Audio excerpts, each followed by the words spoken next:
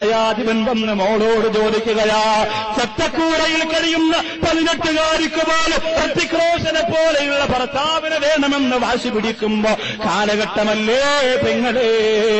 10ാം ക്ലാസ്സിൽ +1 +2 പഠിക്കുമ്പോ നിന്റെ സ്വപ്നങ്ങൾ മുഴുവൻ എഴുതി വെക്കുന്ന ഡയറി, സുബ്ഹാനല്ലാഹ്, എന്തൊക്കെയാ പെണ്ണെ നീ എഴുതി വെച്ചിരിക്കുന്നത്? എന്തിനാണ് ഈ കലോത്സവം നടന്നപ്പോ നിങ്ങൾ കണ്ടില്ലേ? കേരള കലോത്സവം നടന്നപ്പോ പരമാറ്റത്തിന് കുച്ചിപ്പുടിക്ക് മോഹിനിയാട്ടത്തിന് സമ്മാനം താങ്ങിയ, ഒപ്പന പാട്ടിന് സമ്മാനം താങ്ങിയ, കോളുകൾക്ക് സമ്മാനം താങ്ങിയ സുന്ദരികളായ കോഴിക്കോട് മലബാർ ജില്ലയുടെ ഈ ലോകത്തിന്റെ നാശമായ 17-കാരിയായ മലപ്പുറപ്പെണ്ണ് സാറനാട് പറഞ്ഞിരുന്നോ? 18-കാരിയായ കോഴിക്കോടിന്റെ പെണ്ണ് ആ സാനലുകാരോട് പറഞ്ഞിരുന്ന മുസ്ലിം നാമധാരികളാണ് എത്രയോ പെൺമക്കളാ പറഞ്ഞത്. അവരുടെ ഭർത്താക്കന്മാരെ കുറിച്ചുള്ള സ്വപ്നത്തെക്കുറിച്ച് ചോദിച്ചപ്പോ, നിനക്ക് ജീവിതം ദാഹിത്തന്ന അല്ലാഹയെ മറന്നുപോയോ? അല്ലാഹന്റെ റസൂലിനെ മറന്നുപോയോ പെങ്ങളെ? 17-കാരിയായ പെൺമക്കളോട് വിവാഹത്തിന്റെ സ്വപ്നത്തെക്കുറിച്ച് ചോദിച്ചപ്പോ മമ്മൂട്ടിയെ പോലെയുള്ള പെണ്ണ് വേണമെന്ന് പറഞ്ഞ പെങ്ങളെ, പൃഥ്വിരാജിനെ പോലെയുള്ള ഭർത്താവിനെ വേണമെന്ന് പറഞ്ഞ പെണ്ണേ, നീ എങ്ങനെ മലപ്പുറത്ത് ജനിച്ചു പെണ്ണേ? നീ എങ്ങനെ കോഴിക്കോട് ജനിച്ചു പെണ്ണോ? ചിന്തിക്കാൻ പോലും കഴിയുന്നില്ല.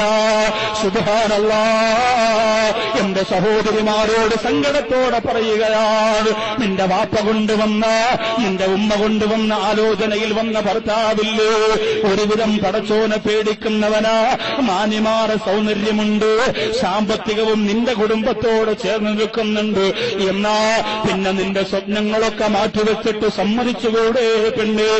എവിടെയാ സമ്മതിക്കുന്നത്? എവിടെയാ സമ്മതിക്കുന്നത്? അതിന് മാതാപിതാക്കൾ ഒരു പരിധിവരെ കാരണക്കാരാ. 9 വയസ്സാകുന്ന കൗമാരപ്രായത്തില് ചുണ്ട് ചുമപ്പിക്കാനുള്ള ലിപ്സ്റ്റിക് വാങ്ങിച്ചു കൊടുക്കുന്ന എറണാകുളം ജില്ലയുടെ ഉപ്പമാര് പഠിച്ചോ?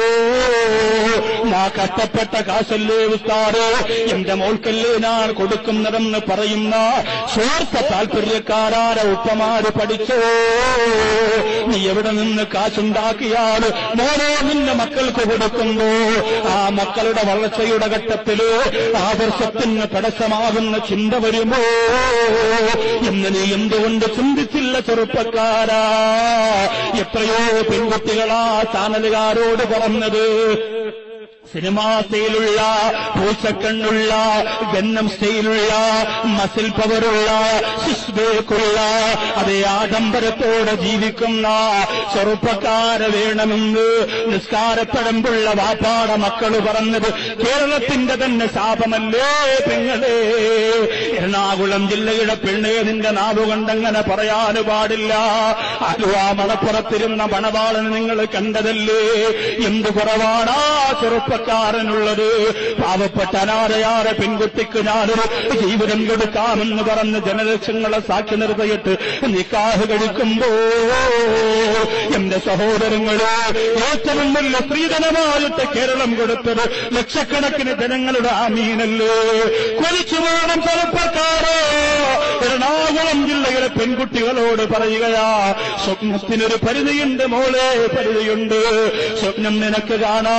ഞാൻ ഈ അടുത്ത സമയത്ത് പാവപ്പെട്ട ഒരു പെൺകുട്ടിയെ സഹായിച്ചു നിക്കാഹിന് വേണ്ടിയിട്ട് ഒരുപാട് കഷ്ടപ്പെട്ട കുടുംബത്തെ ഞാൻ ഇഷ്ടപ്പെടുന്ന ചെറുപ്പക്കാരെ കയ്യിൽ നിന്ന് കാശ് വാങ്ങുകയാ. ഞാൻ അവരോട് പറഞ്ഞ് വലിയ ഫ്ലക്സ് അടിച്ചു വെക്കാൻ പറഞ്ഞിട്ട് പൈസ പാഴാക്കിയില്ല. ആരോപണം പറയുന്നവരെ, അങ്ങനെയുള്ള സമ്പന്ന വർഗത്തെ ഒരുപാട് നൗഷാദ് ബാക്കവിയുടെ കയ്യിലുണ്ട്. അവരിൽ നിന്ന് പണം വാങ്ങിച്ചുകൊണ്ട് വീട് വെക്കാൻ ഞാൻ പഠിച്ചിട്ടില്ല. അവരെ ദുരുപയോഗം ചെയ്ത് പണം വാങ്ങിയിട്ട് കറങ്ങി നടക്കാൻ ഞാൻ പഠിച്ചിട്ടില്ല. അവര് കാശ് വാങ്ങാറുണ്ട്. ആ കാശ് വാങ്ങിയിട്ട് ഈ കേരളത്തിന്റെ പാവപ്പെട്ട ഉമ്മമാരുടെ കയ്യിലേക്ക് അവരെ കൊണ്ട് ഞാൻ കൊടുപ്പിക്കാറുണ്ട്. അങ്ങനെ കൊടുത്തുപോലെ ഒരു കുടുംബത്തിന്റെ കല്യാണത്തിന് തലേ ദിവസം ചെന്നപ്പോ സുബ്ഹാനല്ലാഹ്, പുതുപെണ്ണിനെ ഒന്ന് കാണണം എന്ന് കൂടെ വന്ന ഒരാഗ്രഹം പറഞ്ഞപ്പോ ആ ഉമ്മ പറഞ്ഞതെന്താ? പൊന്നുമോളെ ഉമ്മ പറഞ്ഞതെന്താ?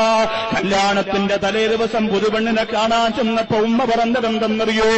2 മണിക്കൂറായി റൂമിന്റെ അകത്തിരിക്കുന്ന മോളെന്തേ പുറത്തിറങ്ങാത്തതെന്ന് ചോദിച്ചപ്പോ പള്ളിക്കാരുടെ കയ്യിൽ നിന്ന് ബക്കറ്റ് വെച്ച് പിരിച്ച കാശ് കൊണ്ട് കൊടുത്ത, എന്റെ മജ്‌ലിസിൽ നിന്ന് പിരിച്ചെടുത്ത പണം കൊണ്ട് കൊടുത്ത ആ പാവപ്പെട്ട പെൺകുട്ടിയുടെ ഉമ്മ പറഞ്ഞതെന്തെന്നറിയോ?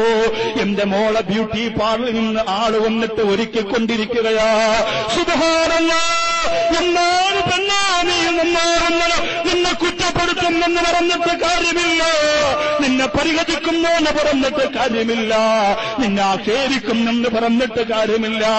എറണാകുളം ജില്ലയുടെ 100 പെണ്ണുങ്ങൾ നന്നായ ആ ജില്ല നന്നായി. പെങ്ങള് പെരിങ്ങാലയുടെ പരിസരത്ത് 10 പാവപ്പെട്ട കൗമാരപ്രായം കഴിഞ്ഞ പെൺകുട്ടികളെ അല്ലാതെ പേടിച്ച് കരയുന്നവരായ പെരിങ്ങാലയെന്ന് പറയുന്ന നാട് അല്ലാഹു ഇഷ്ടപ്പെട്ട നാടായി പെങ്ങള്. അതിനുവേണ്ടിയാ പറയുന്നത്, നൂഹെന്ന് പറയുന്ന നായാട് തന്റെ മോളരികിലേക്ക്